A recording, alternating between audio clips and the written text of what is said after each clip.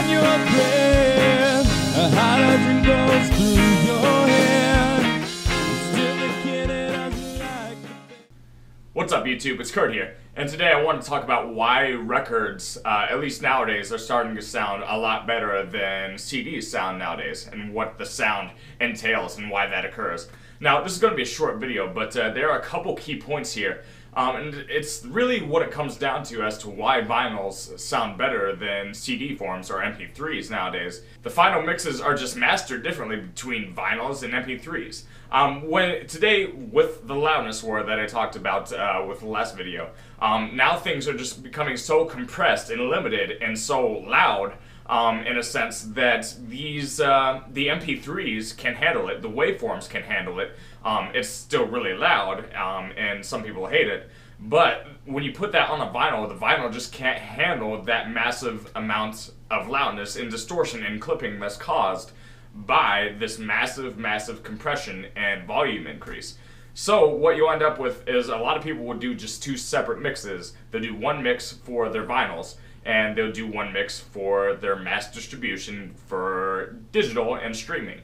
Now, if you take a record made before 1990, chances are they might sound really similar, but now things are starting to be remastered, and of course some remasters are better than others. Some actually very deftly done, and some are just lazily done and more or less just compressed and limited.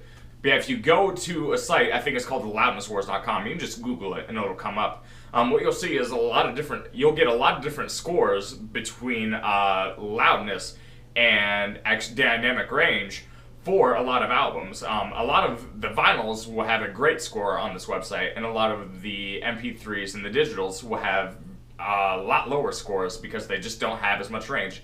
In theory, there should be a lot more dynamic range in something that's created digitally, because we can do that nowadays. That's what waveform enables us to do. But in practice, people ruin those opportunities by the way they mix it. And when they do two separate mixes for vinyls and digital distribution, the vinyls just have way more dynamic range because they're designed to do it that way. And so nowadays we don't take advantage of our opportunities that our technology gives us, and we just compress it to shit and set it out digitally. But thankfully, we do have the old way of doing things, which doesn't have that pressure of making everything extremely loud.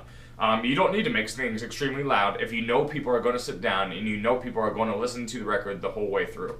And that is the advantage that vinyl has over CDs nowadays. So yeah, hopefully if you're a band, take advantage of that knowledge. But if you have any comments, questions, concerns, leave them in the comment section, and that's all I got for today. So thanks, guys. A cigarette is on your breath. A hydrogen goes